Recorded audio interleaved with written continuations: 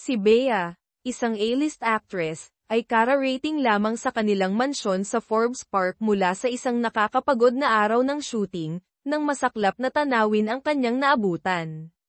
Si Celeste, ang kanyang biyudang hipag, ay malambing na nagsasalin ng mainit na sinigang na bangus ang paboritong ulam ni Miguel, asawa ni Bea. Ang paraan ng pag-aasikaso ni Celeste kay Miguel ay mag-aakala ang sino mang hindi nakakaalam na si Ate Celeste ang tunay na may bahay. Tila walang pakialam si Celeste sa presensya ni Bea, marahan lamang nitong inutusan ang kasambahay na ihanda ang isusuot ni Miguel. Pagdating ni Miguel, agad siyang masayang sinalubong ni Celeste, "Nandito ka na pala. Kaluluto ko lang ng paborito mong sinigang." Napatingin si Bea sa kasipagan ng hipag, at naramdaman ang pamilyar na kirot ng selos. Naglamang siya sa asawa na bumukod na sila ng tirahan. Sumimangot si Miguel at tumanggi. Mahigit 20 taon nang pumanaw si Kuya Ricardo, siya ang tagapagmana, namamahala sa Del Rosario Holdings, paano siya aalis? At iiwan si Celeste na mag-isa, paano ito mabubuhay? Prangkang sinabi ni Bea, "Pakiramdam ko hindi pa tapos ang nararamdaman mo para sa kanya, ano? Tutal, first love mo siya." Nagalit si Miguel, sumigaw, "Kung ano-ano na naman ang pinagsasabi mo. Maghiwalay na tayo." Matagal bago muling nagsalo-salo sa hapunan ang pamilya. Si Don Rafael, ang biyenan niyang lalaki, ay nagsalita, pinariringgan si Bea na ang modernong babae ay dapat independyente. Sumagot si Bea, "Para saan pa ang maging independent, Daddy? Hindi naman lahat kasing swerte ni Ate Celeste na kahit walang gawin, may taga-suporta." Agad namang gumanap si Celeste bilang tagapamayapa, "Bea, siguro pagod ka lang sa shooting, baka nga maagang magmenopause ka niyan. Sa susunod, kapag nagluto ako ng pampalusog para kay Miguel, igagawa na rin kita." Nagngit-ngit si Bea ngunit hindi makaimik. Nang si Angelo, anak ni Celeste, ay naghahandang magkampang sa Tagaytay kasama ang pinsan, hindi pinalampas ni Bea ang pagkakataong mang-asar, mukhang sakitin si Angelo, paano kung may mangyari sa kanya doon, paano na si Ate Celeste? Hindi pa nakakasagot si Celeste, sumingit na si Miguel, sa weekend, dadalhin ni Daddy si Angelo para mang-isda sa Batangas. Si Marco, anak ni Bea, ay nalungkot, kailanman ay hindi pa siya niyaya ng ama. Ang harap-harapang pagkiling ni Miguel sa mag-inang Celeste ay parang patalim sa puso ni Bea. Noon, 3 taon ding nagmahalan sina Celeste at Miguel. Ngunit sa huli, pinili ni Celeste na pakasalan si Ricardo matapos lamang ang ilang mabilis na pagkikita. Hindi pa man naisasagawa ang kasal, biglang namatay si Ricardo sa isang misteryosong aksidente. Si Celeste, na nagdadalang tao na noon, nabuntis bago ikasal, ay naiwan sa bahay ng mga Del Rosario bilang biyudang hipag. Walang pakundangang sinabi ni Bea kay Celeste na ginagamit lang nito ang anak para manatili sa mayamang pamilya. Sa kasamaang palad, narinig ito ni Don Rafael.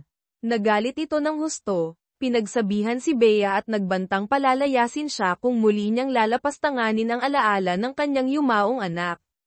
Mabilis na ipinagtanggol ni Celeste si Bea. "Okay lang po, Daddy, siguro nagbibiro lang si Bea." Ngunit pagkatapos, nang sila na lang dalawa, binalaan ni Celeste si Bea ng matalim na tingin, "Huwag na huwag mong pagsasalitaan ng masama ang anak ko, kung hindi, huwag kang umasang mapapanatag ka sa bahay na ito." At walang pakundangang itinapon nito ang mainit na kape sa mukha ni Bea. Ang nanlalamig na mga mata nito ay nagdulot ng pangingilabot kay Bea. Makalipas ang ilang araw, nag-alok si Doña Sofia na bilhan ng alahas si Celeste. Paulit-ulit na tumanggi si Celeste, "Naku, Mommy, wag na po, baka hindi magustuhan ni Bea." Lalo namang pinuri ni Doña Sofia ang panganay na manugang sa pagiging maunawain, sabay parinig kay Bea na walang konsiderasyon. Ito ang taktika ni Celeste palihim na pinapalala ang galit ng biyenan kay Bea. Sa mga pagtitipon ng pamilya, madalas silang mag-usap sa Ingles, at si Bea, dahil hindi gaanong mataas ang pinag-aralan, ay tahimik lamang at pakiramdam ay laging hindi kabilang. Nakita ni Angelo ang pagkayamot ng tiyahin at napahagikik, tama nga si Uncle Miguel, hindi kasing galing ni Mommy si Tita Bea mag-aral. Lalong nainis si Bea at isiniwalat ang pagtapon ni Celeste ng kape sa kanya. Nagalit si Don Rafael sa dalawang manugang, ngunit nang umiiyak na ipinaliwanag ni Celeste na sinabi ni Bea na si Angelo ay, hindi magtatagal, agad na bumaling ang galit ng matanda kay Bea. Tinawag itong masama ang bibig at walang puso. Sinisiri ni Miguel ang asawa sa pagiging padalos-dalos magsalita, hindi raw ito karapat-dapat sa isang magaling na lalaking tulad niya. Mapait na sumagot si Bea, ganun ka kagaling. Bakit hinayaan mong maaga ni Kuya Ricardo ang first love mo? Natigilan si Miguel. Nang nagkakape silang dalawa sa hardin, ininsulto ni Celeste si Bea na hindi raw nito alam ang kanyang lugar. Hindi nagpatalo si Bea, huwag kang masyadong mayabang, ate. Hintayin mong mawala si Daddy, tingnan natin kung paano ka mabubuhay ng walang formal na estado. Ngumisi si Celeste, huwag kang mag-alala, bago mawala si Daddy, sisiguraduhin naming ni Mommy na mapapalayas ka muna sa bahay na ito. Nabalisa si Bea sa sinabing iyon, lalo siyang naging mapagmasid. Tama nga siya. Lalong lumalala si Celeste. Lantaran pa itong nakikipaglandian kay Miguel sa hardin, masayang nagtatawanan bagay na hindi pa niya nakita sa asawa sa loob ng 20 taon nilang pagsasama. Ang sukdulan ay ng personal pang subuan ni Celeste ng lugaw si Miguel sa harap ng buong pamilya. Nangutya si Bea ng ilang salita at agad siyang sinigawan ni Doña Sofia na, walang modo. Sa pagkakataong iyon, ang tiyo nilang pangatlo na mahigit 20 taon nang bumukod ay biglang bumisita. Nagkwento ito ng mga nakaraan, at nabanggit si Ricardo. Biglang nalungkot si Miguel, ang mga matay may pananabik na nakatitig kay Celeste. Nasaksihan ito ni Bea, puno ng selos at pait ang puso, ngunit hindi siya makakilos. Alam niyang kapag hayagan niyang kinalaban si Celeste ngayon, siya ang talo. Makalipas ang ilang araw, umuwi si Marco galing kampang. Agad na umatake si Celeste, mukhang puro laro lang ang alam ng anak mo, Bea. Ganyan ang pag-aaral, paano niya papasanin ang Del Rosario Holdings? Sumang-ayon si Miguel. Diretsahang tinanong ni Bea ang asawa, plano mo bang si Angelo ang maging tagapagmana? Walang pakundangang umamin si Miguel, ang posisyong iyon ay para talaga kay Angelo. Para na rin makabawi ako kay Kuya Ricardo. Hindi maintindihan ni Bea kung bakit laging may utang na loob si Miguel sa yumaong kapatid. Tinitigan niya ang asawa, ngunit umiwas ito ng tingin. Nagdeklara si Bea, sino mang sumire sa kinabukasan ni Marco, hindi ko palalampasin. Napagtanto ni Celeste na hawak niya si Miguel sa leeg. Paulit-ulit niyang iniinsulto si Marco sa harap ni Bea. Kahit kanino pa magmanay ang anak mo sa pamilyang to, bakit doon pa sa?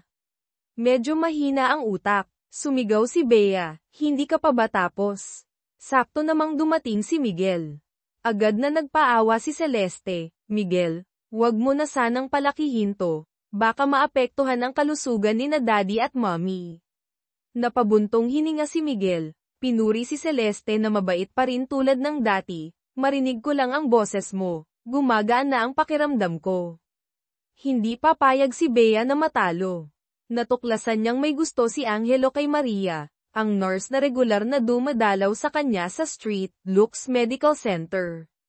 Si Celeste, na galing din sa hirap, ay pangarap na makapag-asawa ang anak ng isang mayamang tagapagmana, kaya galit siya sa mga tulad ni Maria. Nang makitang binigyan ni Angelo si Maria ng isang branded na bag, inusisa ito ni Celeste. Inamin ni Angelo na bigay ito ni Tita Bea niya. Agad na hinarap ni Celeste si Bea, pinagbawalan itong airto sina Angelo at Maria. Ngumisi si Bea, sino ba kasing may sabing landiin mo ang asawa ko? Sa pagkakataong ito, nagsip si Celeste kay Don Rafael, nais daw niyang ihanap ng mapapangasawang galing sa alta sosyedad si Angelo. Frankang sumabat si Bea. Hindi pa natin alam kung ano ang mangyayari sa leukemia ni Angelo. Paano kung may mangyari sa ikakasal na babae, hindi ba't kasiraan pa yon? Nakita ni Don Rafael ang punto, kaya sinabihan si Celeste na ipagpaliban muna. Nakita ni Bea ang pagkayamot ni Celeste, kaya nagkunwaring mabait, gusto mo, ate, pamilya ko na lang ang maghanap ng bagay sa kanya. Tumanggi si Celeste. Nagpatuloy si Bea, may pahiwatig, seryoso ako, ate. Kung makapag-asawa man si Angelo ng tunay na mayaman, ikaw na ina niya, ni minsan ay hindi formal na naikasal, sa tingin mo ba igagalang kanila? Isa ka lang di opisyal, na biyenan. Namutla si Celeste sa galit, at sa unang pagkakataon, ginamit ang estado bilang panganay na manugang para utusan si Bea na maghugas ng pinggan. Kinabukasan, maagang umuwi si Bea at nakita si Angelo na malungkot sa hardin. Nagkwento ito na sinubukan niyang ayain si Maria sa payo ng tiyahin ngunit binasted siya. Pinayuhan ni Bea ang pamangkin. Nakita ito ni Celeste at hinayla si Bea sa kusina, binalaan na huwag makialam sa buhay ni Angelo. Nang asar si Bea, huwag mong isiping ginto ang anak mo. Pati mahirap na nurse ayaw sa kanya, paano pa kaya ang mayayamang babae? Napipi si Celeste sa galit. Dumating muli si Maria gaya ng dati. Halatang naaakit pa rin si Angelo sa dalaga. Nagmamadaling nakiusap si Celeste kay Doña Sofia na ipapalit ang nurse sa ospital. Ngunit narinig pala sila ni Angelo na nasa labas ng pinto. Sa unang pagkakataon, sinuwi niya ang ina, kung papalitan niyo siya, pupuntahan ko siya mismo sa street, looks. Nabigla at nadismaya si Celeste. Matanda na si Don Rafael at nagpa siya ng magretiro, inatasan si Miguel na kumatawan sa kanya sa anibersaryo ng Del Rosario Holdings. May taping si Bea noon. Agad na nag-alok si Celeste, baka po pwedeng isama si Angelo kay Miguel. Malinaw ang ambisyon ni Celeste, ngunit walang pag-aalinlangang pumayag si Miguel. Gusto rin sanang sumama ni Marco. Ngunit sinabi ni Miguel, sa susunod ka na lang isasama ni Daddy. Nagdabog si Bea, iniwan ang kubyertos at nagkulong sa kwarto. Pinagalitan ni Miguel ang asawa na, walang utang na loob. Muling gumanap si Celeste bilang mabait na hipag, humingi ng paumanhin dahil hindi raw niya naisip na makakaapekto ito sa pamilya, baka daw si Marco na lang ang isama. Ngunit iginiit ni Miguel, hindi pwede, si Angelo ang isasama ko. Sinabi ni Bea sa asawa ang tungkol sa pagiging doble kara ni Celeste, ngunit hindi naniwala si Miguel. Si Celeste ang first love niya, mas matagal pa ang pinagsamahan nila kaysa sa pagsasama nila ni Bea. Sa isip ni Miguel, si Celeste ay laging mabuti at kaawa-awa. Nagalit si Bea, bumaba para uminom ng tubig, at tinanong ang kasambahay kung kailan darating si Maria. Malamig na sumagot si Celeste, hindi na siya darating. Sakto namang pumasok si Doña Sofia sa kusina, sinabing hindi pumayag ang ospital na palitan ang nurse ng walang dahilan. Muntik nang matawa si Bea, dali-daling ibinalita kay Angelo ang magandang balita, binigyan pa ito ng 2 concert ticket at sinabing ayain si Maria. Habang nag-aayos ng gamit si Celeste para sa party ng anak, nakita niya ang 2 tiket ngunit hindi ito pinansin. Nang pinag-uusapan na nila ni Doña Sofia ang party, biglang sinabi ni Angelo na hindi siya pupunta dahil niyaya niya si Maria manood ng concert. Natulala si Celeste. Mabilis na nagdahilan si Bea para umalis. Sinugod ni Celeste si Bea sa kwarto nito, nagbabala, wala kang respeto sa akin. Hinamon siya ni Bea, wala na si Kuya Ricardo. Sino pang kakampi sa'yo? Tinawag ni Celeste sina Don Rafael at Doña Sofia, umiiyak na gustong bumukod dahil lagi raw siyang pinaparinggan ni Bea na may lihim silang relasyon ni Miguel. Pinagpaliwanag ni Don Rafael si Bea. Inamin ni Bea ang tungkol sa dating relasyon ni na Miguel at Celeste bago sila ikasal ni Miguel. Agad siyang pinigilan ni Miguel, kinaladkad pabalik sa kwarto. At sinigawan, hindi ka pa ba nakukontento sa pagpapahirap sa akin mula nang ikasal tayo? Pati ba si Ate Celeste nakaawa-awa, gusto mo pang pahirapan? Diretsahang tinanong ni Bea, mahal mo pa rin ba siya? Umiwas si Miguel. Nagwala si Bea, akmang tatakbo para isumbong ang lahat sa mga biyenan. Pinigilan siya ni Miguel, at may sakit na sinabi, namatay natigilan si Bea sa nakakagimbal na katotohanan. Ang lalaking minahal niya ng 20 taon ay siya palang dahilan ng pagkamatay ng sariling kapatid, dahil lamang ayaw niyang mapunta ang first love nito sa iba, na naging dahilan ng pagiging byuda ni Celeste sa loob ng maraming taon. Para siyang nabaliw, itinaboy ang lahat ng makeup sa mesa, binasag ang salamin. Niyakap siya ni Miguel, paulit-ulit na humihingi ng tawad. Nang kumalma si Bea, bigla siyang nakaramdam ng awa para kay Celeste, ang babaeng nakabangga niya sa halos buong buhay niya. Ngunit hindi siya pwedeng huminto. Dahil sa mata ng taksil niyang asawa, si Angelo lang ang karapat-dapat na tagapagmana.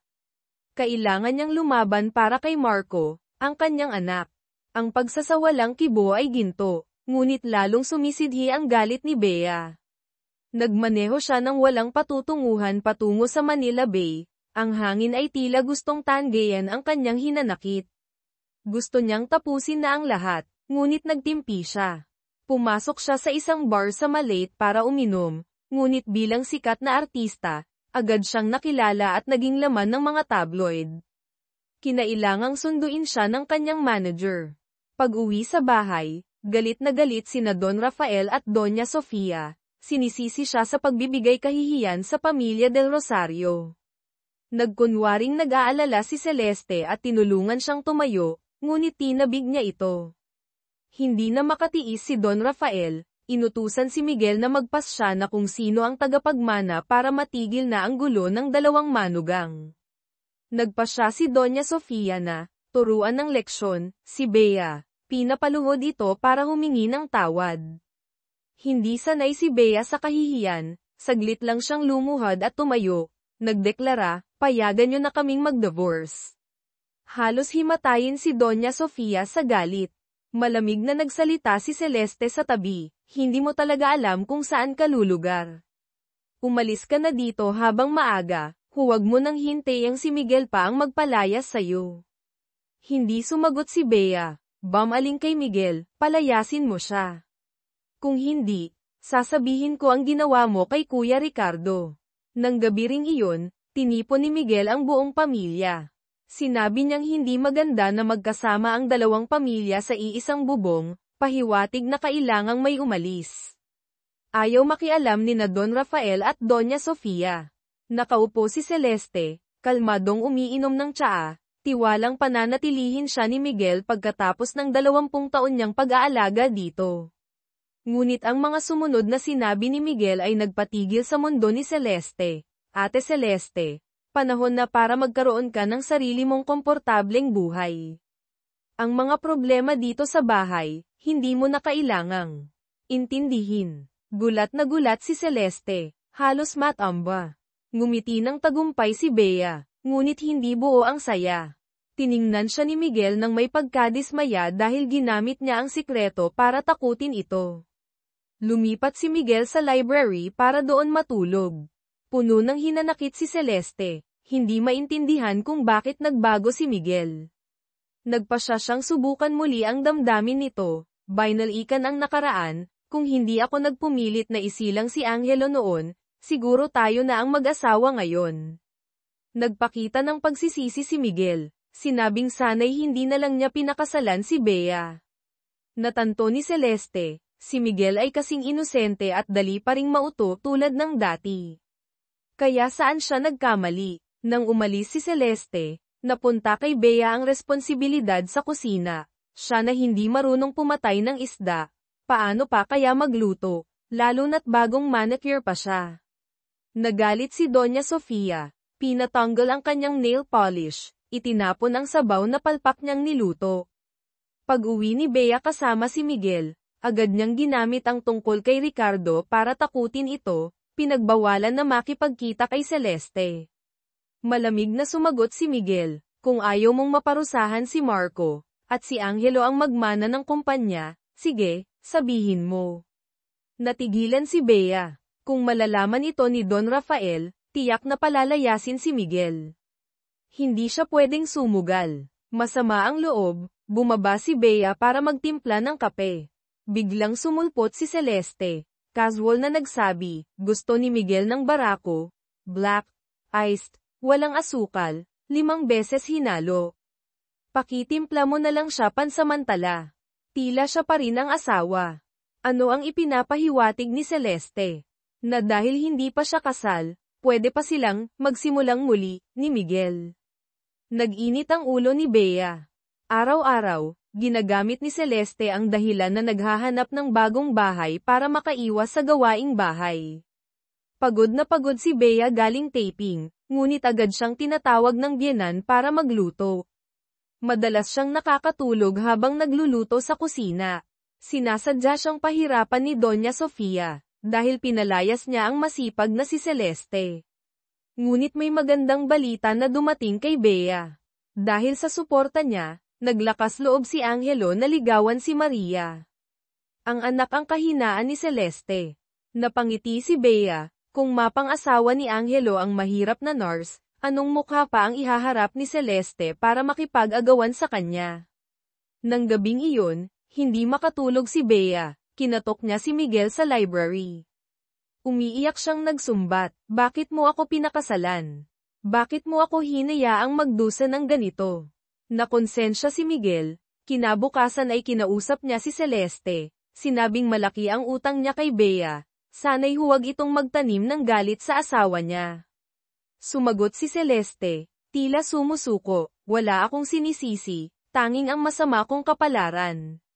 Sa wakas, dumating ang araw ng pag-alis ni Celeste. Malungkot si Don Rafael, ngunit hinanggad pa rin ang magandang buhay para sa panganay na manugang. Ngumiti si Celeste, at sinadyang pasalamatan si Bea. Pinagmasdan ni Bea ang papalayong si Celeste, puno ng pagdududa. Hindi ito mukhang taong basta na lang sesuko. Paano kung may binabalak itong mas malala? Nakita ni Miguel si Bea, malamig pa rin ang tingin nito bago tumalikod. Sinabi ni Bea sa kanya, Ate Celeste, huwag mo siyang paalisin. Ngunit iginiit ni Celeste na umalis sa mansyon ng mga Del Rosario. Hindi pa rin lubos maunawaan ni Bea, ang sikretong hawak niya. Sapat na ba talaga para manalo siya sa laban na ito? O simula pa lang ito ng mas matinding unos? Dito ka ba mananatili o aalis? Halos samuka ng dugo si Bea sa galit. Wala siyang nagawa kundi ang magpakumbaba at hilingin sa kanyang mga biyenan na pigilan si Celeste sa pag-alis. Alam ni Celeste na siya ang nasa itaas ngayon, kaya nagbigay siya ng kondisyon, okay lang na manatili ako. Pero dapat bigyan ako ng pamilya Del Rosario ng opisyal na katayuan. Hating gabi, pinuntahan ni Bea si Miguel sa library, balak makipag-ayos, ngunit naabutan niya si Celeste doon, malambing na naghahatid ng midnight snack kay Miguel. Hindi makahinga si Bea sa inis, tinanong ang asawa kung hanggang kailan ito matutulog ng hiwalay. Isang malamig na pagkawalang bahala lang ang isinagot ni Miguel. Bumaling si Bea kay Celeste, nang iinis, mukhang gustong-gusto ni ate na damaykit sa asawa ko, ano?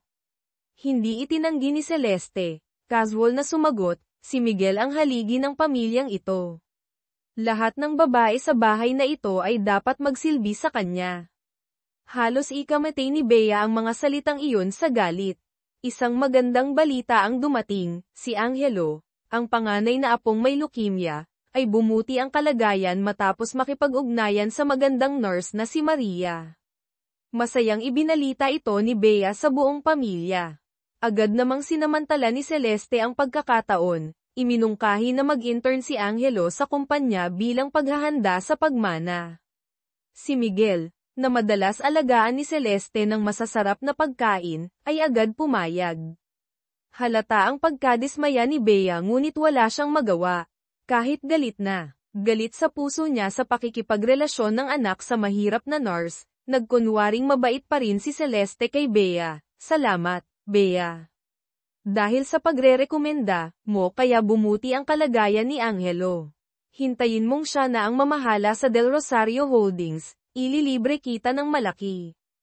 Nagsiklab ang dugo ni Bea, tumalikod ito nang hindi sumasagot. Nakita ni Bea ang anak na si Marco na naglalaro ng golf imbes na mag-aral, kinaladkad niya ito pauwi sa galit. Sakto namang dumating si Celeste na may dalang malamig na strawberry juice. Marco, uminom ka muna bago ka magpatuloy, iho. Makalipas ang ilang araw, sa hindi malamang paraan, napatalsik ni Celeste si Maria sa trabaho. Nagdalamhati si Angelo, nagkulong sa kwarto at nag-hunger strike. Akmang papayuhan ni Bea si Celeste nang ito naman ang nagbanta, kapag may nangyari kay Angelo, makikipagpatayan ako sayo. Alam ni Bea na delikado ang sitwasyon, kaya kusa niyang tinawagan si Maria pabalik. Dahil kay Maria, kumain muli si Angelo, sumigla ang pakiramdam, at naubos ang isang malaking mangkok ng lugaw. Nakita ito ni Celeste na may halong galit at inggit. Alam ni Bea ang dahilan, ngunit matigas pa ring itinanggi ni Celeste ang impluwensya ni Maria, kahit kitang-kita ng lahat ang saya ni Angelo tuwing kausap ang nurse sa telepono. Sinabi ni Celeste sa sarili, mamamatay siyang hindi tinatanggap ang mahirap na babaeng iyon bilang manugang. Para makipag-ayos sa asawa, nag-alok si Bea na magbakasyon sila ni Miguel sa ibang bansa. Ngunit nagdahilan si Miguel, hintayin nating magkaayos si Angelo at ang mommy niya. Humagulgol si Bea, kailangan pa ba nating hintayin ang permiso ng hipag ko para lang magbakasyon tayong mag-asawa? Nang gabi ring iyon, kinausap ni Bea si Don Rafael tungkol sa pagpapaaral kay Marco ng business management. Pumayag si Don Rafael. Gustong pumihil ni Celeste, ngunit bilang byuda, wala siyang karapatang makialam. Alam ni Don Rafael na hindi masaya si Celeste, ngunit gusto niyang gamitin ang pagkakataong ito para subukan ang hipag. Bumaling si Celeste kay Bea, inakusahan itong malupit at nambubuli ng isang byuda. Hindi na rin nagtimpi si Bea, sinumbatan si Celeste ng pagiging makasarili, nang aakit ng asawa ng iba, kaya siya, kahit may asawa, ay parang byuda na sa loob ng maraming taon. Patuloy pa ring natulog ng hiwalay si Miguel. Nagsumbong si Bea kay Doña Sofia, ngunit kinampihan ng biyenan ang anak, si Miguel ang pinakamabait sa lahat, sigurado akong ikaw ang naunang nagkamali. Nang malaman ni Miguel na nagsumbong ang asawa sa ina, lalo siyang nainis dito, tiningnan ito ng may pandidiri. Nasaktan si Bea, nangaliwa ba ako o nagsugal? Bakit ganyan ka makatingin? Nandito ka na rin lang, dito ka na matulog. Nagmakaawa siya, ngunit malamig pa ring tumalikod si Miguel. Patuloy pa ring nagdadala ng midnight snack si Celeste kay Miguel, nagkukunwaring nabanggit ang mga bulong-bulungan ni Bea, ang pagkamatay ni Kuya Ricardo, may kababalaghan kaya, Miguel. Pabalang na sumagot si Miguel. Hindi na nagtanong pa si Celeste, pilit na ngumiti at umalis. Ngunit habang nag-iisip, lalo siyang nakaramdam ng hindi tama. Nang bumaba si Bea, sinadya ni Celeste na ulitin ang mga sinabi ni Bea, tinanong kung may kinalaman ba ito kay Miguel. Kung susuriin, hindi ba't namatay ang ama ni Ricardo dahil kay Miguel? Galit na sinigawan ni Bea si Celeste na baliw ito saka natarantang umalis. Makalipas ang ilang araw, pumutok ang tsismis, si Antonio del Rosario, TRN Vu, ang pangatlong kapatid na 25 taon nang bumukod ay may kalaguyong may asawa, si Diana, TH Sinan. Pinauwi si Antonio at prank kanyang inamin ito. Nag-alala si Don Rafael, dahil ang bunso niyang anak na babae ay mayroon ding lihim na relasyon sa isang lalaking may asawa. Biglang may naisip si Bea. Hindi kaya ang kalaguyo ng bunso nating kapatid ay ang asawa ni Diana. Binalaan ni Miguel ang asawa na huwag mag-isip ng kung ano-ano.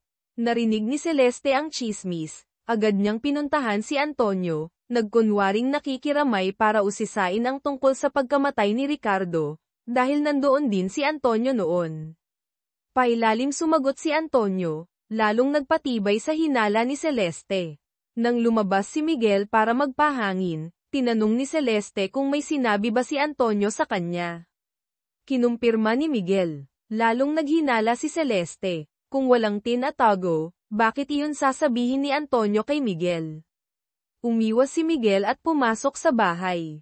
Nang makitang bumaba si Bea, Tinawag siya ni Celeste sa kusina, nagsinungaling na umamin na si Miguel sa pagpatay kay Ricardo. Naniwala si Bea, at nadulas, dapat sana'y ililigtas niya si Kuya Ricardo, pero pinabayaan niya. Nang makita ang pagkagulat sa mukha ni Celeste, doon lang napagtanto ni Bea na nahulog siya sa patibong. Tuwang-tuwa si Celeste, ang magkakapatid na Del Rosario ay mga tuntungan lang niya patungo sa yaman. Ang sikretong ito ang magpapatatag sa kanyang posisyon. Dahil sa stress, nagkasakit si Miguel. Nagalit at naawa si Bea, nagpas siyang ibunyag. Ang tunay na kulay ni Celeste, kung hindi ka lang naging sakim sama na 20 taon na ang nakalilipas at iniwan si Miguel para pakasalan si Kuya Ricardo, hindi sana magtatanim ng galit si Miguel at magiging dahilan ng pagkamatay ng kapatid niya. Kasalanan mo ang lahat, si Miguel, na puno ng guilt, ay gustong bumawi sa mag-inang Celeste habang buhay. Ngayong nabunyag na ang sikreto, kusa siyang nag-alok na umalis sa kumpanya at aminin ang lahat kay Don Rafael. Nataranta si Celeste, pinigilan si Miguel, hinayla palabas, at humagulgol, pakiusap, huwag mong sabihin. Kapag pinalayas ka, paano na kami ng anak ko? Kahit hindi sigurado kung ano ang tinatago ng mga anak, ayaw ni Don Rafael na kontrolin ng tagalabas ang pamilya. Personal niyang pinuntahan ang tindahan ni Diana, kalaguyo ni Antonio, nagpahiwatig na gusto niyang bumalik si Antonio sa bahay para pamahalaan ang kumpanya, para mapigilan ang ambisyon ni Celeste. Makalipas ang ilang araw, dumalaw si Diana sa bahay ng mga Del Rosario, ngunit ayaw siyang hiwalayan ng asawa nito, at nanggulo pa ito sa mansyon. Lalong nainis si Doña Sofia sa magiging manugang. Nakita ni Bea ang pagkakataon, hayagang kumampi kay Diana laban kay Celeste. Hindi nagmadali si Celeste, kinausap niya si Doña Sofia, siniraan si Diana na walang galang, kaya lalong nainis ang biyenan kay Diana. Parehong prangka sina Diana at Bea, kaya mabilis silang naging malapit. Lihim pang pinaalalahanan ni Bea si Diana na mag-ingat kay Celeste na doble kara. Balak din sanang kakampihan ni Celeste si Diana para ihiwalay si Bea, ngunit nang mahalata ni Bea ang intensyon, hindi na ito nagtago, binalaan si Diana, ang pagiging manugang dito ay nangangailangan ng respeto sa nakatatanda, kung hindi, huwag kang umasang mapapanatag. Saka ininsulto si Bea, 20 taon ng kasal pero umaarteng parang inosente, napakaraming pakana. Ngumiti lang si Diana, nahulaan ni Celeste ang plano ni Don Rafael, nagpasya siyang gumamit ng paawa-epekto kay Miguel. Umiyak siya ng husto, sinabing nabigo niya ito, sana'y kalimutan na siya nito.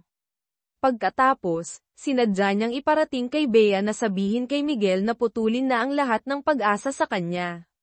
Lalong nakonsensya at nahiya si Miguel.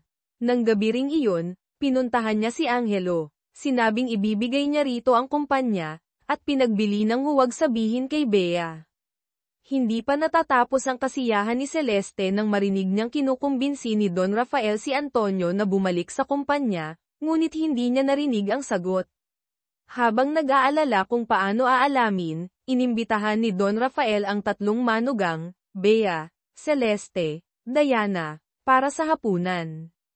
Pagkatapos kumain, sinadya niyang sabihin kay Diana, yung pinakiusap ko sa'yo, anak, pag-isipan mong mabuti. Gusto ni Bea na mapalapit kay Diana, nag-alok na magkita silang 3 ng pribado, at binigyan pa si Diana ng paborito niyang pulse Ares. Nang makitang nag-aalangan si Diana, sumimangot si Celeste. Ayaw ni Dian ang magkaroon ng kaaway kaya tinanggap na lang niya ang pulse Ares. Kalmadong uminom ng tsaa si Celeste, biglang nagtanong, ano yung pinakiusap ni Daddy kay Diana? Kahit sinabihan ni Don Rafael na huwag sabihin, si Celeste na mismo ang humula, pinakiusap niya sa iyo na kumbinsihin si Antonio na bumalik sa kumpanya, tama? Sa kaprangkang binalaan si Bea na huwag magkalat ng tsismis. Nagkamali ng interpretasyon si Bea, inakalang gusto ng biyenan na mag-away silang 3. Si Diana, dating pulis, ay agad nabasa ang nasa isip ni Celeste. Galit pa rin si Bea, Iniisip na kung magkakaanak sina Antonio at Diana, masasayang lang ang pinaghirapan nila ni Celeste. Naisip niyang makipag-alyansa kay Celeste para mapaalis si Diana. Bigla, niyaya ni Miguel si Bea lumabas at binigyan ito ng mamahaling pearl necklace. Sa loob ng 20 taon, ngayon lang siya nakatanggap ng regalo mula sa asawa. Naiyak siya sa tuwa, at buong araw na isinuot ang kwintas para ipagyabang, lalo na kay Celeste. Lalo siyang natuwa nang pumayag si Miguel na magbakasyon sila sa ibang bansa. Tuwang-tuwa si Bea, inakalang tinanggihan ni Celeste si Miguel kaya ito nagbago ng isip, kaya bigla siyang naging sunod sa Niren kay Celeste. Nagpresenta pang alamin kay Diana kung babalik ba si Antonio sa kumpanya. Sinabi ni Diana na hindi siya makikialam sa desisyon ni Antonio. Lalong naghinala si Bea na si Diana ay kasing tuso ni Celeste. Sa gabi, hayagang pinuri ni Don Rafael si Diana bilang mabuting manugang sa harap ng lahat. Lumalabas na lihim na ipinarating ni Diana ang sagot ni Antonio sa kanya. Magaling kumilatis ng tao si Celeste. Medyo kinabahan din siya, hindi kaya si Diana ay isa ring tusong lobo, Conang Fox. 20 taon nang magkasama sina Celeste at Angelo, na naging dahilan para maging sobrang kontrolado ni Celeste ang anak. Galit na galit siya kay Maria. Sa tuwing magkikita sila, pinapaiyak ni Celeste si Maria. Hindi na natiis ni Angelo, ginamit ang pagbibitiw sa mana para pagbantaan ang ina na huwag saktan ang kasintahan. Nagalit at nainit si Celeste, sa tingin mo ba, bakit bigla na lang ipinangako sa'yo ni Uncle Miguel ang mana? Dahil lang ba sa wala? Ayoko nang makinig. Galit na umalis si Angelo. Ngunit narinig pala ni Bea ang buong usapan. Kaya pala kakaiba ang kilos ni Miguel, ibinenta, na pala siya nito. Hinarap ni Bea si Celeste. Prangka itong umamin, sinabing matagal na siyang nagtitimpi dahil sa pagre-rekomenda ni Bea kay Maria para kay Angelo. Nagpapasalamat pa siya kay Bea dahil gumaling si Angelo, kaya naging karapat-dapat itong tagapagmana. Saka ininsulto si Marco na bobo at hindi bagay magdala ng sapatos ni Angelo. Halos pumutok sa galit si Bea. Hating gabi, ginaising niya si Don Rafael at ibinunyag ang katotohanan, si Miguel ang hindi direktang dahilan ng pagkamatay ni Ricardo. Tinanong ni Don Rafael ang dahilan. Nagsinungaling si Miguel na ginawa niya iyon para makuha ang mana. Halos himatayin si Don Rafael sa galit. Naantig naman si Bea sa paraan ng pagprotekta ni Miguel kay Celeste. Akma niyang sasabihin ang tungkol sa pagiging first love nila, ngunit pinigilan siya ni Celeste. Nagbantang ipapasok siya sa mental hospital dahil sa paninirang puri. Sinabi ito ni Bea kay Miguel. Hindi lang siya binaliwala, nagalit pa ito dahil ibinunyag niya ang sikreto, kaya hindi na niya mapoprotektahan si Celeste. Minsan, ang makinis mong balat ay parang sa ahas, nakakasuka, sabi ni Miguel, habang maganda ka pa, makipag-divorce ka na, humanap ka ng lalaking tunay na magmamahal sa'yo. Natigilan si Bea. Noong una, pinilit niya si Miguel na pakasalan siya. Ngayon, wala na siyang lakas ng loob para makipaghiwalay. Nalaman ni Doña Sofia ang nangyari. Ibinuhos ang galit kay Bea, masama ang intensyon mo. Pagka-umaga, lumayas ka dito. Hindi na rin kinilalang anak ni Don Rafael si Miguel, hindi pinaupo sa hapagkainan, tinanggalan ng posisyon sa kumpanya. Sinabi ni Bea ang totoo kay Doña Sofia, ngunit nalasan na ni Celeste ang isip nito. Hindi ito naniwala, at nagbanta pang ipapasok si Bea sa mental hospital kapag siniraan pa si Celeste. Ganoon na lang, pinalaya si Bea sa bahay ng mga Del Rosario. Ngumisi si Celeste habang pinapanood siyang umalis. Nagkunwari lang si Doña Sofia na nalulungkot. Hindi nila inaasahang aalis talaga si Bea. Agad sinamantala ni Celeste ang sitwasyon. Sinabi kay Miguel na aayusin niya ang lahat, tutulungan itong mabawi ang kontrol sa kumpanya, para sila ng anak niya ang makamana ng yaman. Pagod na sinabi ni Miguel na tumigil na siya. Muling umiyak si Celeste, hindi ba't masasayang lang ang mga sakripisyo mo para sa amin? Matapos mapaalis si Bea, lalong lumaki ang ambisyon at pagnanasang kontrolin ni Celeste ang lahat. Dahil sa selos, itinapon niya ang mga alimango na bigay ni Maria kay Angelo sa basurahan sa harap mismo ng dalaga. Nang makitang pinagtatanggol ng anak si Maria, lalo siyang nagalit. Sa tingin niyo ba kaya niyo akong labanan? Ilang bagyo na ang napagdaanan ko. Hindi nagtagal, kumalat sa internet ang mga litrato ni Bea kasama ang kanyang manager, na may caption na, nakikipag-date sa ibang lalaki. Nagalit ng husto si Doña Sofia. Agad na nagmungkahi si Celeste, bakit hindi na lang natin sila pauwiin para tapusin na ang divorce papers, Mommy? Pagkatapos, kinausap niya si Miguel. Siniraan si Bea na hindi disenteng babae. Alam ni Miguel na hindi ganoon ang asawa niya. Bahagyang nagulat si Celeste, hindi rin pala tanga si Miguel. Naramdaman din ni Doña Sofia na kahihiyan sa pamilya ang pagpapabeya kay Bea sa labas, kaya inutusan niya si Celeste na sunduin ito. Labag man sa loob, pumayag si Celeste. Sakto namang tumawag ang eskwelahan, nag-resign si Antonio sa pagtuturo. Nagulat si Celeste. Si Antonio na walang interes sa negosyo noon, hindi kaya naudyukan ng bagong kakilala niyang si Diana na agawin ang mana.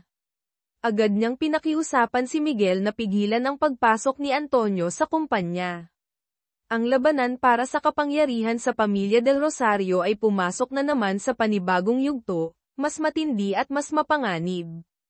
Hindi makapayag si Celeste na mapunta ang yaman ng mga Del Rosario sa tagalabas tulad nina Antonio at Diana. Napabuntong hininga si Miguel, kung sana naging malinaw lang ako sa nararamdaman ko para sa'yo noon. Ngumisi si Celeste, pinutol ito, ano ngayon? Akala mo ibibigay mo sa akin ang buong Del Rosario? Kung ganoon, ako ang mapapalayas noon, paano ako magiging asawa ni Kuya Ricardo? Alam niyang mahilig si Miguel sa mga babaeng mukhang dalisay at inosente. Si Celeste, isang tusong manggagancho, ay alam kung paano paikutin si Bea. Hindi niya sinabing gusto ni Doña Sofia na bumalik si Bea, kundi tinumbok ang takot nito, gusto ni Antonio na bumalik sa kumpanya, malinaw na gusto niyang agawin ang posisyong dapat sana ay para kay Marco mo. Agad na nakagat ni Bea ang pain. Nagmamadaling nakiusap kay Celeste na ibalik siya sa bahay para magsanib puwersa, laban kina Antonio at Diana ang kanilang bagong magiging kaaway. Si Don Rafael, na walang kamalay-malay, ay inakalang si Diana ang nakakumbinsi kay Antonio na magbago, kaya lalo siyang nasiyahan sa magiging manugang. Nagdiwang si Celeste sa kanyang isip, tagumpay ang unang hakbang. Kaya, muling bumalik si Bea sa mansyon ng mga Del Rosario, may lihim na pasasalamat kay Celeste. Naisip na sana'y maging matalik silang magkaibigan ng makapangyarihang hipag. Makalipas ang ilang araw, opisyal nang hiwalay si Diana. Natuwa si Don Rafael, inutusan si Doña Sofia na maghanda ng malaking engagement party. Tinawag niya si Antonio para pag-usapan ito. Ngunit nagulat siya nang makitang walang alam si Antonio na hiwalay na pala sila ni Diana. Si Bea, na sensitibo, ay agad napansin ang kakaiba, Tito Antonio, bakit hindi niyo po alam ito? Kayo, naghiwalay na po ba? Umiwas ng tingin si Antonio, tila inaamin ito. Tinanong pa ni Bea kung gusto ba nitong bumalik sa kumpanya. Itinanggi ni Antonio. Parehong naguluhan sina Bea at Celeste. Nahalata ni Miguel na may itinatago ang kapatid, kaya kinausap niya ito ng pribado sa library. Pagkatapos ng usapang iyon, biglang nagpasya si Antonio na hiwalayan si Diana. Natigilan si Don Rafael, tinanong kung ano ang pinag-usapan ng magkapatid. Tikom ang bibig ni Miguel. Nagkamali ng akala si Don Rafael na ayaw ni Miguel na bumalik ang kapatid sa kumpanya, lalo siyang nadismaya dito. Wala ring magawa si Bea sa asawang ayaw magsalita. Ngunit iba si Celeste, naamoy niya ang kababalaghan. Naramdaman niyang kapag nalaman niya ang dahilan ng hiwalayan nina Antonio at Diana, mapipigilan niya ang kasal. Sa oras na iyon, kahit si Antonio pa ang magmana ng kumpanya, wala itong kwenta. Walang Diana na susuporta, Si Antonio ay isa lamang, tigreng papel. Agad niyang inutusan si Bea na alamin mula kay Diana. Hindi rin alam ni Diana ang dahilan. Lalong naghinala si Celeste. Dali-daling tinanong si Miguel, ngunit ayaw din nitong sabihin. Dati patay na patay si Antonio kay Diana, tapos biglang hihiwalayan ng walang dahilan. Siguradong may kinalaman ito sa basagulerong anak ni Antonio. Nagkunwaring nag-aalala si Celeste sa pamangkin, anak ni Antonio. Tinanong si Doña Sofia kung gumagawa pa ba ito ng gulo sa eskwela. Di nagtagal, masayang ibinalita ni Doña Sofia na mabait na daw ang apo, hindi na nanggugulo. Mabilis na umikot ang utak ni Celeste. Naalala niya ang sinabi ni Don Rafael noon, namatay ang anak ni Diana sa isang car accident 3 taon na ang nakalipas. At ang anak ni Antonio ay kilalang, Harry Herian, sa eskwela. Hindi kaya, binyuli ng pamangkin niyang ito ang anak ni Diana, kaya hindi nakayanan ng bata at nagpakamatay. Natulala si Bea sa nakakagimbal na hinala. Inutusan siya ni Celeste na imbestigahan pa. Nakita ni Miguel ang dalawang nagbubulungan sa kusina. Alam niyang may masamang binabalak, tinanong kung ano ang kanilang plano. Tinatamad sumagot si Bea. Kahit pinahirapan siya ni Celeste ng 20 taon, mas kinasusuklaman niya ang mapagkunwaring asawa na pati siya ay niloloko. Alam ni Bea na ginagamit siya ni Celeste, ngunit may sarili rin siyang plano, hintayang masira ni Celeste ang kasal ni Antonio, pagkatapos ay isusuplang niya ang lahat kay Don Rafael, para mapalayas ang tusong hipag. Hindi nagtagal, nalaman ni Bea na magkaeskwela nga ang anak ni Diana at ang anak ni Antonio. Agad na nagdahilan si Celeste na pinapanta siya ni Doña Sofia para pag-usapan ang kasal, at personal niyang pinuntahan si Diana sa gate ng eskwelahan. Nagsimula siyang magsalita ng mga kakaiba, itong gate ng eskwelahang ito, madalas kaya may aksidente dito. Nang makitang nagtataka si Diana, ipinaliwanag ni Celeste na dating principal dito si Doña Sofia, at Harry Herian, ang anak ni Antonio dito. Pagkatapos ay iniba niya ang usapan, tinanong kung namatay nga ba sa car accident ang anak ni Diana. Lalong na-curious si Diana. Pabulong na sinabi ni Celeste, hindi kaya. Hindi aksidente yun, kundi kagagawan ng iba. Diretsahang tinanong ni Diana kung ano ang gusto ni Celeste. Dito na lumabas ang tunay na kulay ni Celeste. Una, nag-resign si Antonio sa pagtuturo. Gusto ba niyang bumalik sa kumpanya para agawin ang mana? Pangalawa, bigla kanyang hiniwalayan, hindi ka ba nako-curious kung bakit?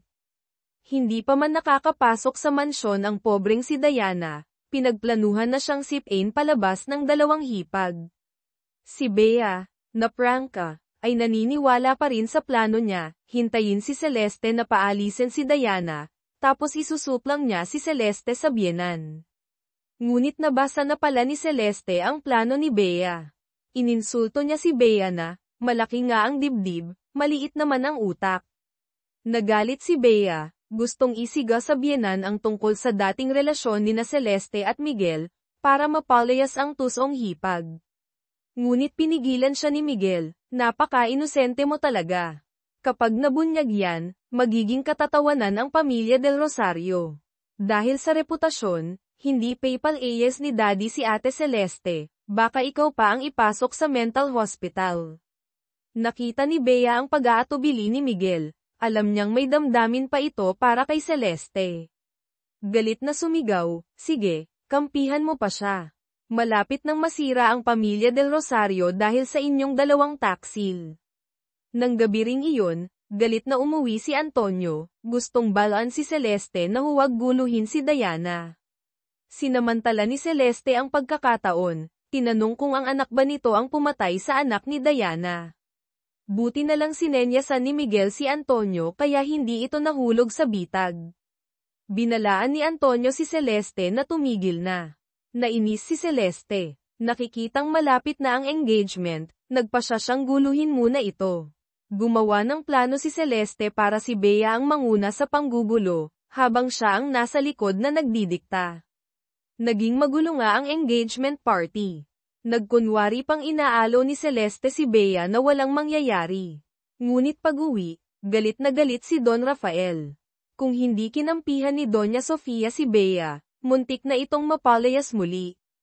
Nang hinayang si Celeste, pinagalitan ni Miguel ang asawa sa pagiging tanga at pagpapagamit kay Celeste. Sumagot si Bea, gusto ko eh. Sino bang laging nang mamaliit at yumuyurak sa akin? Iginiit ni Antonio na ituloy ang kasal, sinabi sa ina na dapat humingi ng tawad ang pamilya del Rosario kay Diana. Natuwa si Celeste nang marinig ito, lalong nakumpirma ang hinala niya. Sinabihan ni Miguel si Celeste na tumigil na, huwag nang saktan ang isang inang namatayan. Hinamon siya ni Celeste, magaling ka pala eh, sige, sabihin mo kay Daddy ang tungkol sa relasyon natin noon. Para mapalayas niya ako. Kung hindi, itigil mo na yang pagkukunwari mong mabait. Nang araw ding iyon, pinuntahan ni Celeste si Diana. Ibinunyag ang tungkol sa anak ni Antonio na pumatay sa anak nito. Ngunit nakahanda na si Antonio, nailusot niya ang sitwasyon. Hindi makapaniwala si Celeste, nagpa siya siyang alamin mula kay Don Rafael. Nagkunwari siyang inosente. Ngunit nabasa agad ni Don Rafael ang nasa isip niya. Binalaan niya ito, mabuti ang matalino, pero kapag nalaman kong may masama kang binabalak sa pamilya, hindi ako magdadalawang isip. Pagkatapos ay casual niyang tinanong ang tungkol sa relasyon nila ni Miguel. Natakot si Celeste, hindi niya inaasahang ganoon pala katalas ang biyenan niyang mukhang simple. Ang pagnanasang itinago ng 25 taon ay hindi basta-basta mapapawi. Nakita ni Celeste na si Bea ay madalas gumawa ng gulo ngunit madali ring mahuli, nagpasya siya na mismo ang kikilos. Lihim siyang naghanap ng ebidensya na may utang na dugo ang mga Del Rosario kay Diana. Ngunit naabutan niya si Diana na nag-iimbestiga rin. Si Diana, gamit ang instinct ng dating pulis, ay agad nabasa ang masamang balak ni Celeste. Binalaan niya ito, kapag ginamit pa ni Celeste ang pagkamatay ng anak niya, isusuplang niya ang lahat kay Don Rafael. Natakot si Celeste at tumakas. Tila sarado na ang lahat ng daan. Nagsimulang magpakalat ng tsismis si Celeste, na hindi mabuting tao ang pamilya ni Diana. Inakit ni Diana si Antonio, habang ang ex-husband naman ni Diana ay nilalandi ang bunsong anak na babae ng Del Rosario, isang mag-asawang manloloko. Hindi ito pinansin ni Antonio, dahil alam niyang matagal nang alam ng ama ang tungkol sa ginawa ng anak niya sa anak ni Diana, at ito pa nga ang nagtakip dito. Kung hindi sinabi ni Miguel sa kanya, hindi niya malalaman. Ito ang tunay na dahilan kaya bigla siyang nakipaghiwalay kay Diana. Alam ni Miguel na siguradong magagalit ang ama kay Celeste. Inamin din ni Celeste na galit siya sa babala ni Don Rafael at naghahanap ng pagkakataon para pabagsakin ito. Si Miguel, ang mabuting anak sa kakaibang paraan, ay alam ang plano ni Celeste ngunit hinayaan lang ito. Ang pag-uusisa ni Celeste ay nagbigay babala rin kay Don Rafael na may traidor sa loob ng bahay. Kaya nagpasya siyang imbestigahan ang nakaraan ni Celeste, at inutusan si Miguel na sabihin ang totoo tungkol sa relasyon nila. Si Miguel, ang bulag na mangingibig, ay nagsinungaling para protektahan si Celeste. Para sa kanya, kahit masira pa ang buong pamilya del Rosario, basta maprotektahan ang first love niya. Makalipas ang 2 o 3 araw, galit na bumalik si Antonio. Alam ni Bea na may nangyari. Nahulaan ni Celeste na nalaman na ni Diana ang totoo kaya sila naghiwalay ng tuluyan. Tama nga siya, kinumpirma ito ni Antonio. Balak sana niyang itago ang sikreto habang buhay para mabuhay ng masaya si Diana. Bilang kapwa magulang, bahagyang naawa si Celeste kay Diana, ngunit matigas pa rin ang puso, dapat lang sa kanya. Sino ba kasing nagsabing pumasok siya sa pamilya del Rosario? Yan ang kabayaran sa pag-aasawa ng mayaman. Nagulat si Antonio sa kawalang puso ni Celeste. Tuwang-tuwa naman si Bea, hinayla si Celeste sa kusina para magdiwang. Nang gabing iyon, umuwi si Don Rafael na may madilim na mukha. Kinumpronta niya si Celeste kung ito ba ang gumawa ng paraan para sirain ang kasal ni Antonio. Prangka itong umamin, ngunit nagsinungaling na ginawa niya iyon para kay Antonio. Na kapag nalaman ni Diana ang totoo, siguradong maghihiwalay sila, at masasaktan lang ulit si Antonio. Si Don Rafael, na makasarili rin, ay ayaw namang magdusa ang anak, kaya pansamantalang pinalampas si Celeste. Galit na galit si Bea sa galing ni Celeste sa pagbaliktad ng sitwasyon, gusto niyang makipagpatayan dito. Muling nagbanta si Miguel, huwag mong gagalawin si Ate Celeste, kung hindi, maghiwalay na tayo. Kinabukasan, binigyan ni Don Rafael si Bea ng malaking halaga, pinapadala kay Diana bilang danyos. Ngunit si Diana, nakagagaling lang sa masakit na katotohanan, paano pa mananatili sa tindahan? Hindi mahanap ni Bea si Diana, napansin niya ang matandang nagtitinda ng biskwit kahapon, lumapit para magtanong at bumili na rin. Nang paalis na, muli niyang naramdaman na pamilyar ang tindero.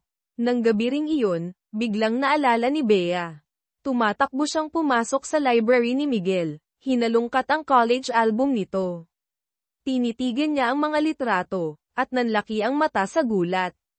Ang tindero ng biskwit ay kamukhang kamukha ni Ricardo, ang panganay na kapatid na akala nila'y patay na. Hindi kaya, buhay pa si Ricardo. Pinakalma ni Bea ang sarili, maingat na tinanong si Miguel tungkol sa nangyari noon. Ikinwento ni Miguel, nagbobot sila sa Pacific Ocean, nahulog si Ricardo, nakita niya itong nalulunod ngunit hindi tinulungan, naniniwalang pinabayaan ni Miguel, kaya tinangay si Ricardo ng alon, at hindi na nakita ang bangkay. Lalong nakumpirma ni Bea. Kinabukasan, bumalik siya sa tindahan, tinanong kung taga saan ang tindero. Sinabi nitong naaksidente siya, nagka-amnesia, hindi alam kung sino siya. Gulat na gulat si Bea, si Ricardo nga ito. Sakto namang may dumating na babae, may dalang dalawang ice cream. Ipinakilala ng tindero na ito ang pipi niyang asawa, isang mangingisda na nagligtas sa kanya 25 taon na ang nakalipas. Nakita ni Bea ang pagmamahalan nila, humanga siya ngunit gulong-gulo. Sasabihin ba niya ang totoo? Nasa bahay pa si Celeste, ang byuda ni Ricardo, at si Angelo, ang panganay na apo. Mula nang malaman na si Miguel ang dahilan ng pagkamatay ni Ricardo, lalong nainis si Don Rafael dito. Plano niyang ipadala si Miguel at Angelo, ang apo na pumatay, sa ibang bansa, para si Antonio ang mapayapang magmana. Walang imik sina Miguel at Bea. Ngunit tumutol si Celeste. Walang Miguel na susuporta, paano niya makukuha ang posisyon bilang matriarch ng Del Rosario? Nakiusap siya kay Don Rafael na huwag paalisin si Miguel. Hindi tanga si Don Rafael. Halata namang may relasyon sina Celeste at Miguel. Agad na tumanggi si Celeste. Hindi siya pinaniwalaan ni Don Rafael, ngunit binigyan ng ibang pagpipilian, ayusin ang gusot kay Diana, na pinatay ng anak ni Angelo ang anak, para hindi mapalayas si Angelo. Naawa si Bea kay Celeste. Si Celeste ang nagbunyag ng kasalanan ng anak ni Antonio, sinira ang kaligayahan ni Diana. Kung si Celeste ang makikipag-ayos, siguradong lalong gugulo at mapapalayas sila. Iminungkahi ni Miguel, bakit hindi mo suyuin si Antonio, para manatili siyang CEO, hindi ka nagagawin ni Daddy. Ngunit hindi papayag si Celeste na bumalik sa simula matapos ang lahat ng ginawa niya para sirain ang kasal ni Antonio. Humigop siya ng tsaa, may masamang kislap sa mata, nagpas siyang kalabanin na rin ang biyenan. Kinabukasan, inimbitahan ni Celeste si Diana sa isang tea house, sinadyang ihagis ang 1 milyong pisong tseke, galing kay Don Rafael, sa mesa. Ininsulto na mura lang ang buhay ng anak ni Diana, dapat daw itong lumuhod at magpasalamat. Matapos galitin si Diana, sa kanya sinabi ang tunay na layunin, hindi ka kontento. Sige, humanap ka ng ebidensya para ay pakulong ang anak ni Antonio. Gusto ni Celeste na gamitin si Diana. Kapag nakahanap si Diana ng ebidensya, hindi lang anak ni Antonio ang makukulong, mawawalan din ng karapatan si Antonio na magmana, at si Don Rafael ay mapapahiya sa pagtatakip ng krimen.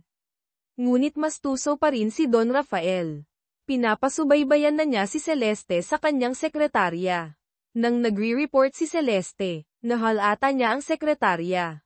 Gamit ang Chinese, o ibang lihim na lengguwahe, agad niyang sinabi ito kay Miguel. Agad na pinuntahan ni Miguel ang sekretarya, ginamit ang pagiging Del Rosario para utosang tumigil.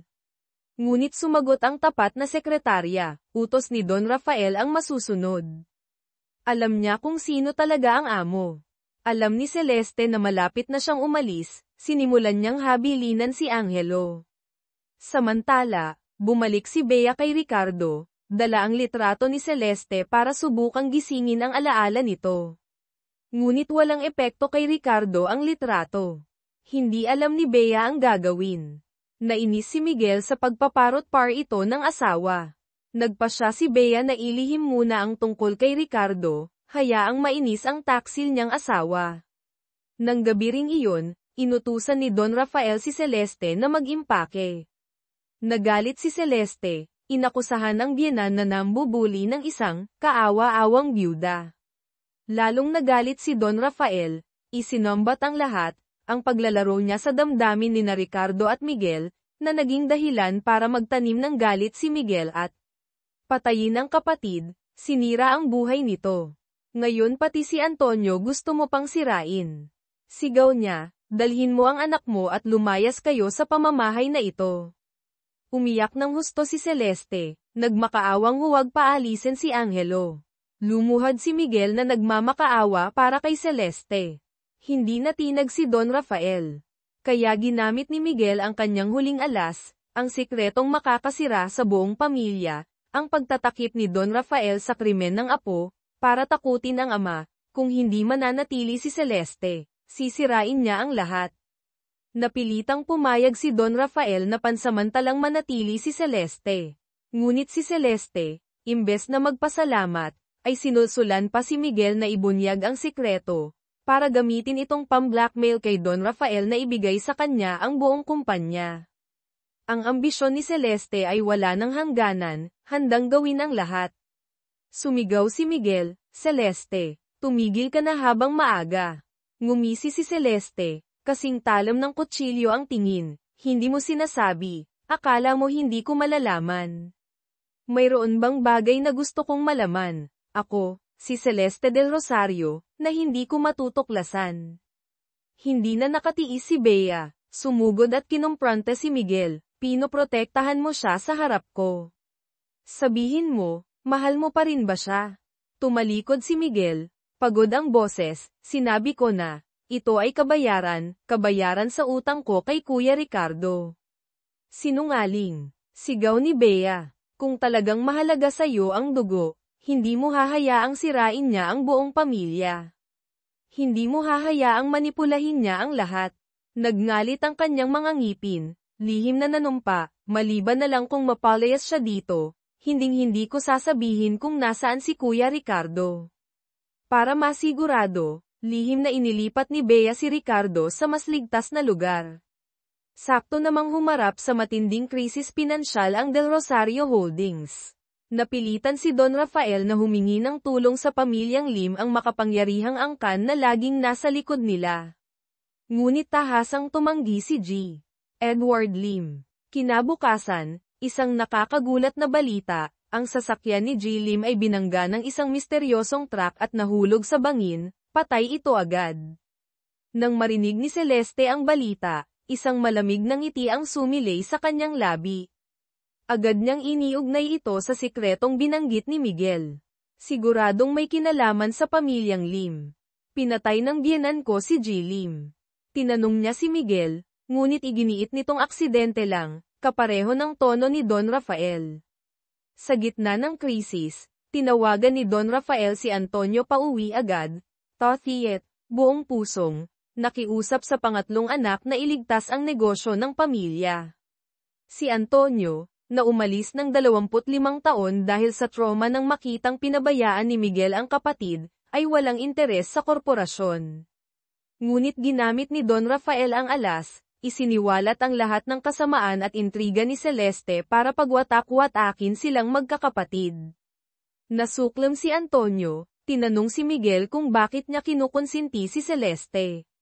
Paulit-ulit lang si Miguel, may utang ako sa kanya, saka sinabi kay Antonio na pagkatapos iligtas ang kumpanya ay, ibigay, ito kay Celeste. Hindi makapaniwala si Antonio na ganoon kabaliw sa pag-ibig ang kapatid. Bumaling siya kay Celeste, malamig na nagutos, umalis ka na sa bahay na ito. Tumawa si Celeste, bakit ka sumisigaw? Kapag narinig ni Mommy, iisipin niyang binabastos ng bayaw ang hipag. Hinayla niya si Antonio palabas, nag-alok ng kasunduan, maging puppet ka lang para sa akin, kapag stable na ang kumpanya, si Angelo ang magiging presidente. Kapalit nito, mananahimik ako tungkol kay Daddy at Jilim. Kahit hindi alam ang Noy-think, tunay na kwento, sa pagitan ng dalawang pamilya, mula sa takot ni Don Rafael ng takutin ni Miguel, alam ni Antonio na malaki ang problema. Naharap siya sa dilema, ang pangako kay Diana na lalayo sila at ang responsibilidad sa pamilya del Rosario. Nang makitang walang silbi ang asawa, at lalong kumakapal ang mukha ni Celeste, nag-init ang ulo ni Bea. Ininsulto pa siya ni Celeste, wala akong interes kay Miguel. Isang lalaking handang isugal ang buhay para sa ibang babae sa harap ng asawa, anong mabuti doon? Napakahamak mo, Bea. Kahit ibigay mo pa sa akin si Miguel ngayon, hindi ko siya kukunin. Halos sumabog sa galit si Bea, ikinwento ang lahat kay Miguel. Kinampihan pa rin ng martir na mangingibig si Celeste. Hindi na nakatiis, sumigaw si Bea, buhay pa ang kuya mo. Buhay pa si Ricardo. Kung gusto mo siyang makita ulit, paalisin mo siya. Tingnan natin kung hanggang kailan ka magkukunwari. Parang baliw na hinabol ni Miguel si Bea, nauutal na tinatanong kung nasaan si Ricardo. Si Ricardo, ang lalaking hindi alam na siya ay tagapagmana ng isang imperyo, matapos ang mahigit 20 taong amnesia, namuhay ng tahimik na nagtitinda ng merienda sa kanto, ay biglang napasok sa magulong mundo dahil kay Bea. Hindi niya maalala si Celeste, ngunit pamilyar sa kanya si Miguel. Nang puntahan siya ni Miguel, iniabot ang numero ng telepono, naiiyak na tinawag siyang Kuya, lalong naguluhan si Ricardo. Sunod-sunod na dumating sina Don Rafael at Doña Sofia na bumibili ng merienda, tinitingnan siya ng kakaiba. Ibinalik pa ni Bea si Doña Sofia, na humagulgol nang makilala ang anak. Doon lang ikinwento ni Miguel ang lahat, ang pagkatao niya bilang panganay na Del Rosario, ang aksidente noon, ang pagbubuntis ni Celeste bago ikasal. Natulala si Ricardo, mayroon siyang mayamang pamilya, ngunit mayroon din siyang pipi at masipag na asawa na nagligtas at nag-alaga sa kanya ng 25 taon. Ano ang gagawin niya? Nang dalhin si Angelo para makilala ang ama, tulala pa rin si Ricardo. Si Celeste, nang malamang may asawa na si Ricardo, puno ng inggit, agad siyang pinuntahan, kinwestiyon kung bakit hindi ito nahiya, na mag-asawa gayong, byuda, pa ang unang asawa. Si Ricardo, kahit hindi pa buo ang alaala, naramdaman ang kasamaan ni Celeste. Sinabi niyang ang pipi niyang asawa ang tunay niyang pamilya, huwag silang guluhin. Galit na umalis si Celeste. Ngunit inutusan si Miguel na kumbinsihin ang kapatid. Malupit pa niyang iminungkahi na iwan ni Ricardo ang pipi niyang asawa.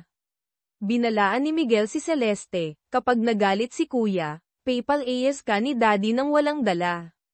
Ngumisi si Celeste, subukan natin. Kapag pinalayas ako, hahanapin ko ang ebidensya na pinatay ni Daddy si Jilim, para makulong siya. Nagbigay din ng kondisyon si Don Rafael kay Celeste. Pwede kang umalis, pero may iwan si Angelo. Mariing tumanggi si Celeste, si Angelo ang huli niyang baraha. Walang hiyang babae, sigaw ni Don Rafael, nakuha mo pang maglaro sa harap ko. Napagtanto niya ang panganib na dala ni Celeste. Para maiwasan ang gulo, nagpa siya si Celeste na unahan na. Pinuntahan niya ang pipi na asawa ni Ricardo, nagsinungaling na siya ang unang asawa, may anak sila ni Ricardo, at sinabihang umalis na ito ng maayos. Sakto namang dumating si Ricardo at narinig ang lahat. Muling umarte si Celeste bilang biktimang asawa. Si Ricardo, Kahit wala pang alaala, nasuklam sa pagkukunwari ni Celeste. Ipinagtanggol niya ang pipi niyang asawa. Sinabi kay Celeste,